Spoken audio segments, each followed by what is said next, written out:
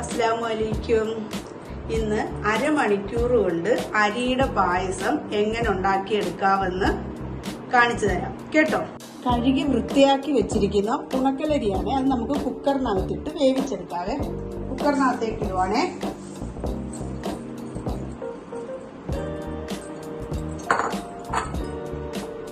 അത് വേകാനുള്ള വെള്ളവും കൂടി ഒഴിക്കാം.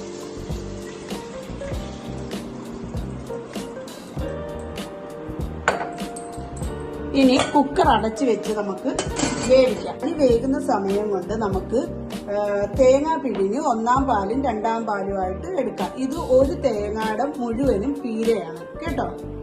തേങ്ങ 1-ാം പാലും 2-ാം പാലും ആക്കി എടുത്തിട്ടുണ്ട്. ഇത് മാറ്റി വെക്കാം കേട്ടോ. ഇനി നമുക്ക് ശർക്കര പാനിയാക്കി എടുക്കാം. 1.5 കപ്പ് അരിയാണല്ലോ വേവിക്കാൻ വെച്ചത്.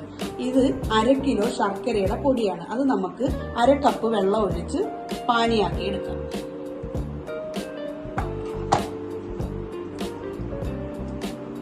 ഇനി ഇത് സ്റ്റൗവിലേക്ക് വെക്കാം. ശർക്കര പാനിയാക്കാനായിട്ട് സ്റ്റൗവിലേക്ക് വെച്ച് സ്റ്റൗ കത്തിച്ചു കൊടുക്കാം.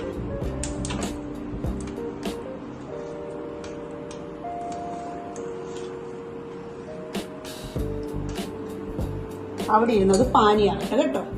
പായസത്തിനുള്ള അരി നന്നായിട്ട് വെന്തിട്ടുണ്ട് കേട്ടോ.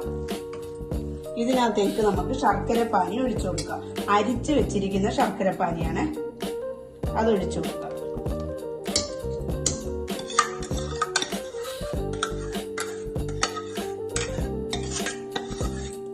സ്റ്റൗ കത്തിച്ചു കൊടുത്തിട്ടൊന്ന് ഇളക്കി കൊടുക്കാവേ.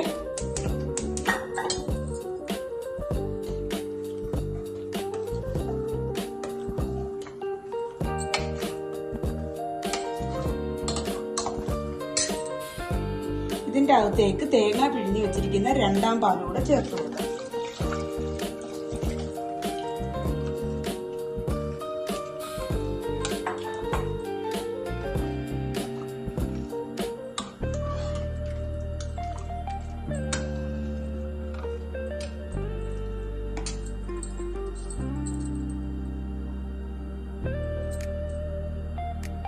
പായസം തിളച്ചിട്ടുണ്ട്. അതൊന്ന് കുറുകാനായിട്ട് ഒരു 3 സ്പൂൺ അരിപ്പൊടി വെള്ളത്തിൽ നമ്മൾ കലക്കി ഒന്ന് ഒഴിച്ചു കൊടുക്കുവാണേ. ആ പായസം ഒന്ന് കുറുകി കിട്ടാൻ വേണ്ടിയാണ്. 3 സ്പൂൺ അരിപ്പൊടിയാണ്. അത് ഇളക്കി കൊടുത്തോണ്ടിരിക്കണം, ഇല്ലെങ്കിൽ അത് ആ അരിപ്പൊടി കട്ട കെട്ടിപ്പോ. അതിങ്ങനെ ഇളക്കി കൊടുത്തോണ്ടേ ഇരിക്കണം കേട്ടോ. പായസം റെഡിയായി വരുമ്പോഴത്തേക്കിന് 2 റോബസ്റ്റ പഴം നമുക്കൊന്ന് മിക്സിയിലിട്ട് അടിച്ചെടുക്കാവേ. പഴുത്ത റോബസ്റ്റ പഴം വേണേ. അതിന് ഒരു പ്രത്യേക ഒരു ടേസ്റ്റ് കിട്ടാൻ വേണ്ടി ഈ റോബസ്റ്റ പഴം അടിച്ചെടുക്കുമ്പോൾ ഒരു ടേസ്റ്റ്, ഒരു മണവും കിട്ടുവേ. അതിലേക്ക് ഒരു 5 ഏലക്ക പൊടിച്ച പൊടിയും കൂടി ഇട്ട് കൊടുക്കാം. ഇത് അടിച്ചുകൊണ്ടിരിക്കും.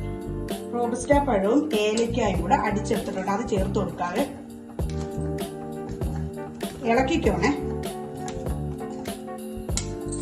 പായസം നന്നായി കുറുകി വന്നിട്ടുണ്ട്. ഇനി 1-ാം പാല് ചേർത്ത് കൊടുക്കാം.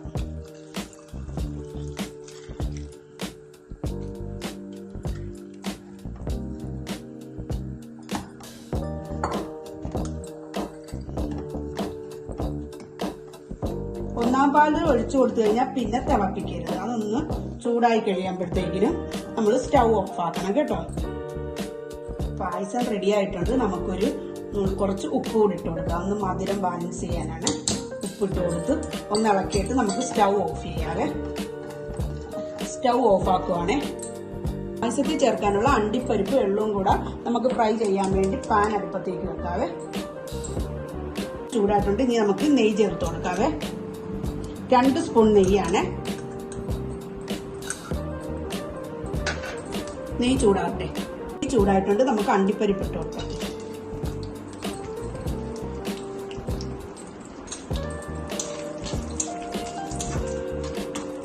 ഫ്രൈ ആകട്ടെ.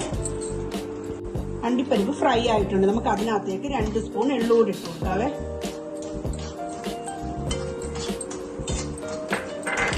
എള്ളൂടെ ഒന്ന് ഫ്രൈ ആകട്ടെ. ഇത് ഫ്രൈ ആയിട്ടുണ്ട്. നമുക്ക് സ്റ്റൗ ഓഫ് ആക്കാവേ. പായസത്തിലേക്ക് അണ്ടിപ്പരിപ്പും എള്ളും കൂടെ ചേർത്ത് കൊടുക്കാം.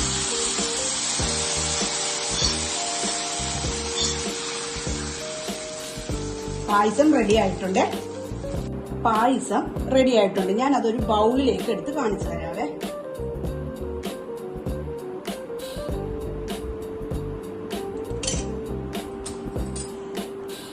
പായസം റെഡി ആയിട്ടുണ്ട്. ഉണക്കലരിയുടെ പായസം. അങ്ങനെ ഞാൻ ഉണ്ടാക്കിയ ഉണക്കലരിയുടെ പായസം ഇവിടെ റെഡി ആയിട്ടുണ്ട്. ഈ പായസം നിങ്ങൾ എല്ലാവരും ഉണ്ടാക്കി നോക്കണം. ഇതിനെക്കുറിച്ചുള്ള അഭിപ്രായങ്ങൾ കമന്റ് ബോക്സിൽ ഇടണം. പിന്നെ നിങ്ങൾ ഇത് ഷെയർ ചെയ്യണം, സബ്സ്ക്രൈബ് ചെയ്യണം കേട്ടോ.